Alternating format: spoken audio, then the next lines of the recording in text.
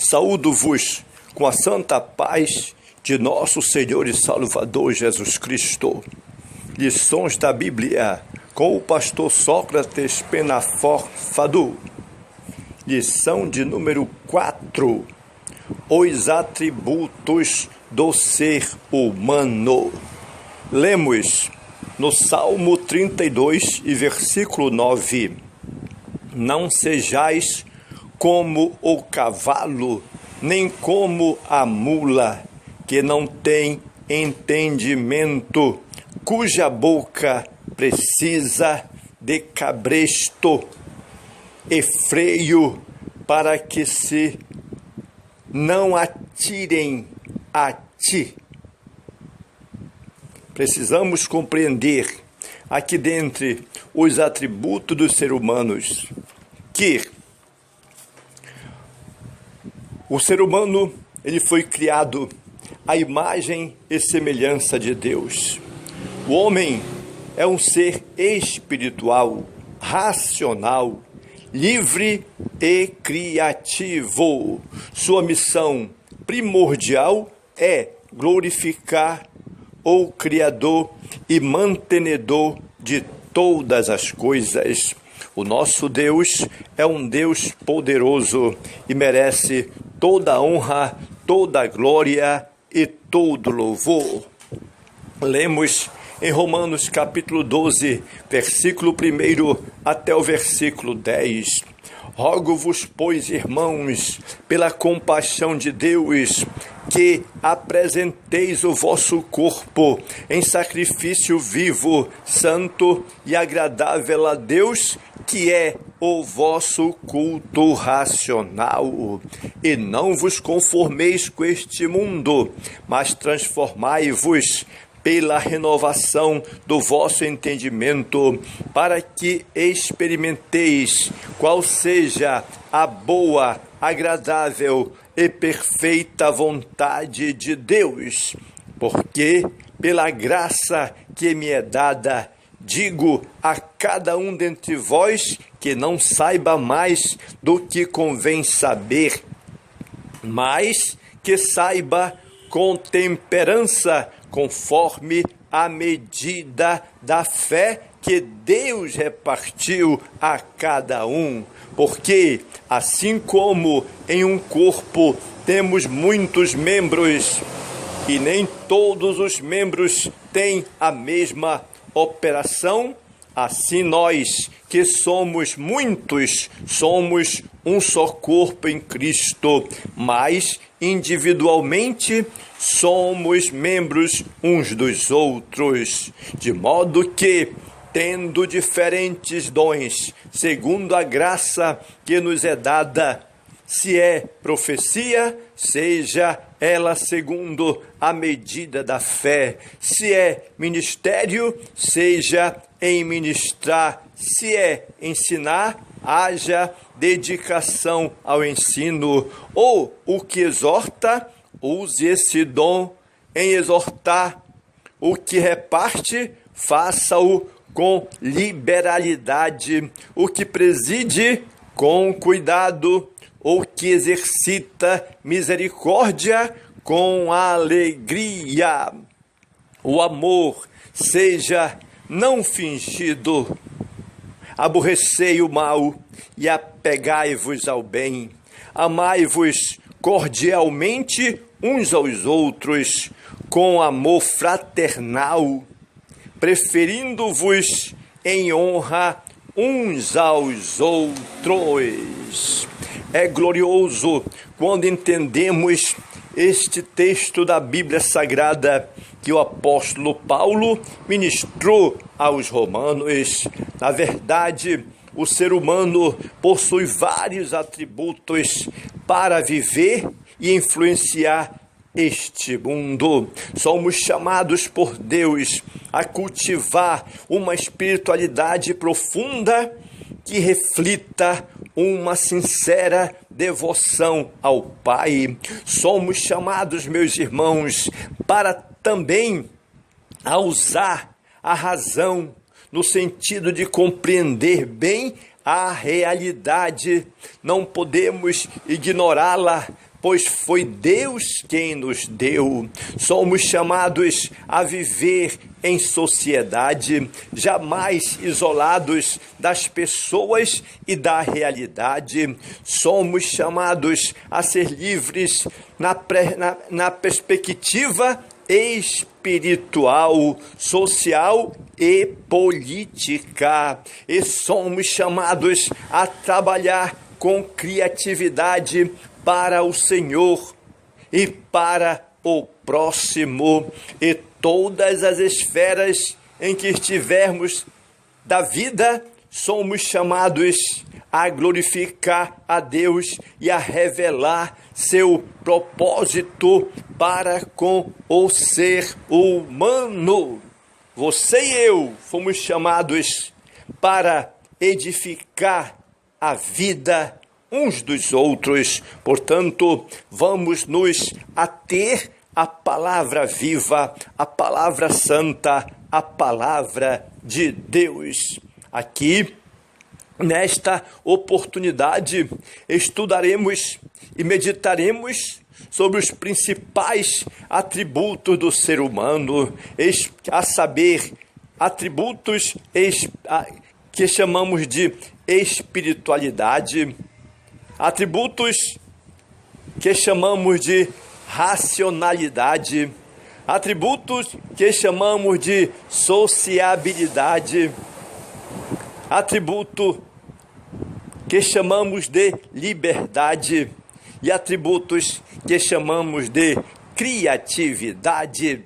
E logo veremos que o homem, apesar da queda, continua a exercer a missão que Deus lhe entregou no jardim do Éden. Portanto, e percebemos ainda que a desobediência humana não frustrou os planos divinos, porque o nosso Deus é o mesmo ontem, é o mesmo hoje e será eternamente.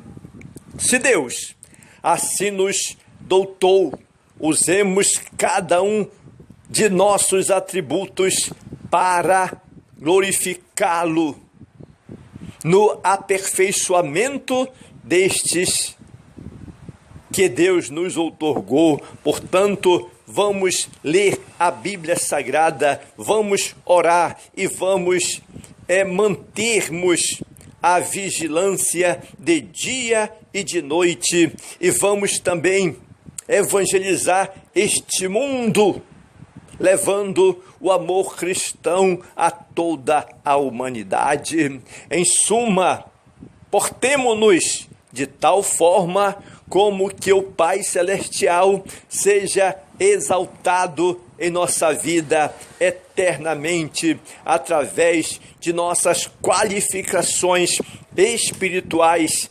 psicológicas e físicas. Que o Espírito Santo, meus irmãos, nos abra o entendimento e leve-nos a conhecer as demandas e as reivindicações da palavra do Senhor nosso Deus. Esta palavra santa, esta palavra verdadeira, esta palavra profunda, esta palavra que corrobora nossas vidas.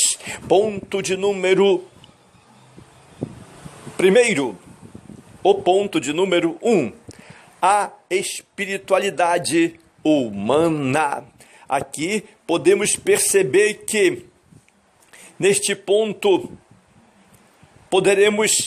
vamos aprender que o homem é também um ser espiritual. Logo, poderemos perceber a origem de nosso espírito, seu anseio natural por Deus e como ele pode ser revivificado para a glória de Deus.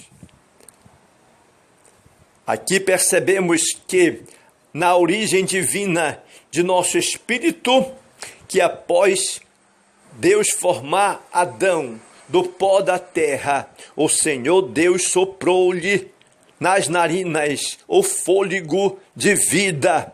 e o homem passou a ser almas viventes, conforme Gênesis capítulo 2 e versículo 7. A partir daquele momento ali, ou desse momento aqui, o homem passou a ser ainda alma vivente. 2. O anseio natural do espírito humano. Analisamos aqui que, sendo proveniente de Deus, o espírito humano anseia pelo Pai Celestial, conforme Paulo muito bem acentuou aos atenienses, mostrando que o espírito deseja as coisas espirituais. Já o salmista confessou que a sua alma suspirava por Deus. Infelizmente, amados, não são poucos os que, devido a uma vida ímpia e blasfema, sufocam o seu anseio pelo Criador. Quantas vidas estão sofrendo, quantas vidas estão no caos, porque não reconhecem a magnitude de nosso Deus, a supremacia de Deus, a integridade de Deus. 3.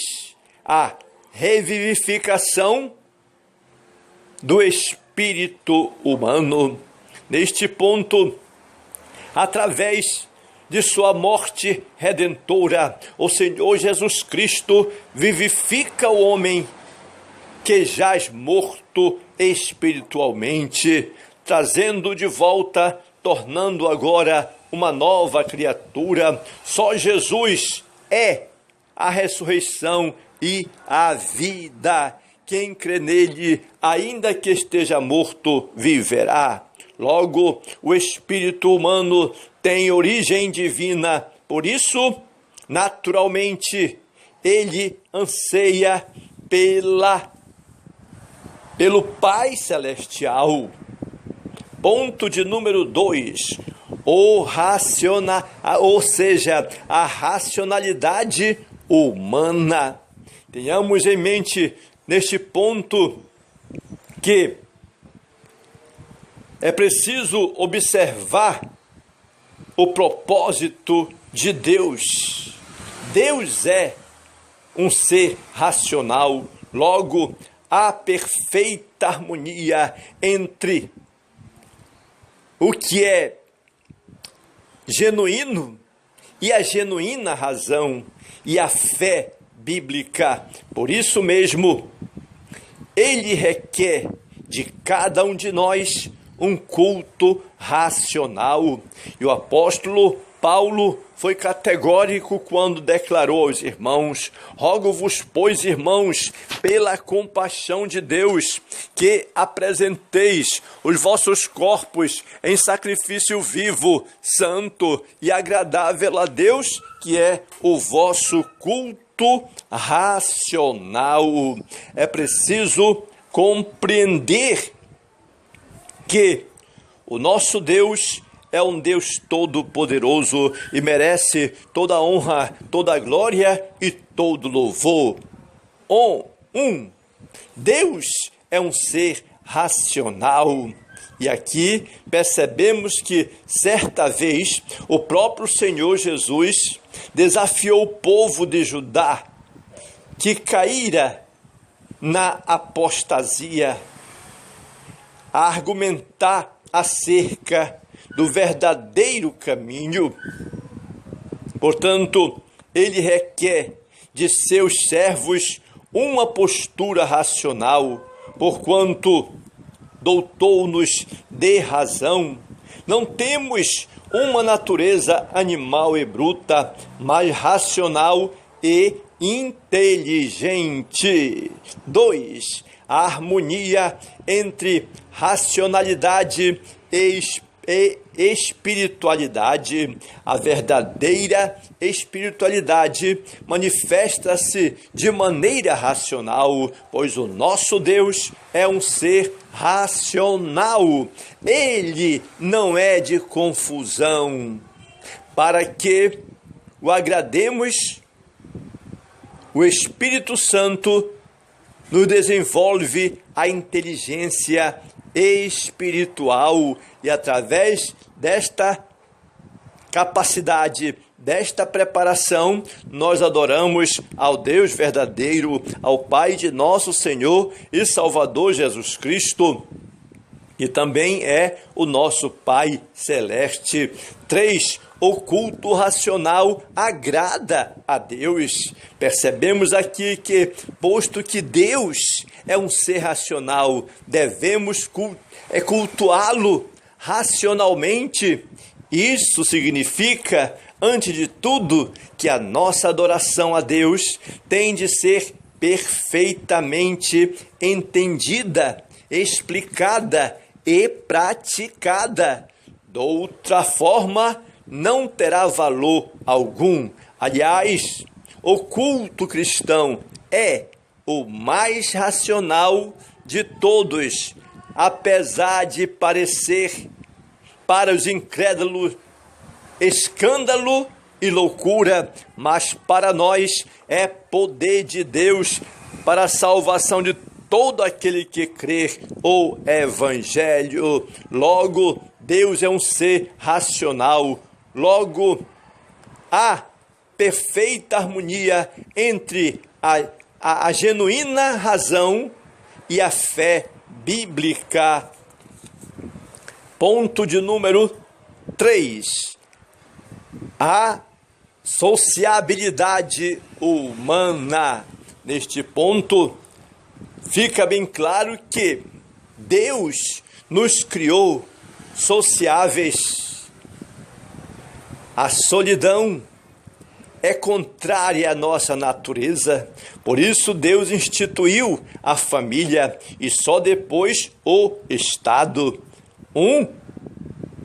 A solidão é nociva ao ser humano. No período da criação, a única coisa que Deus afirmou não ser boa foi a solidão. Ele disse: não é bom que o homem esteja só. E por esse motivo, Deus fez a mulher para que o homem tivesse uma companhia idônea e sábia. Somente os que se insurgem contra a verdadeira sabedoria buscam viver isolada e solitariamente, mas esse não é o plano de Deus. 2. A família é a origem da sociedade humana. Aqui podemos perceber que a família é mais importante que a sociedade e mais imprescindível que o Estado, pois ambas dependem do lar doméstico. O próprio Salomão, um dos maiores estadistas de todos os tempos, escreveu 2 salmos dentro deste tema, exaltando o papel fundamental da família na sociedade e no Estado.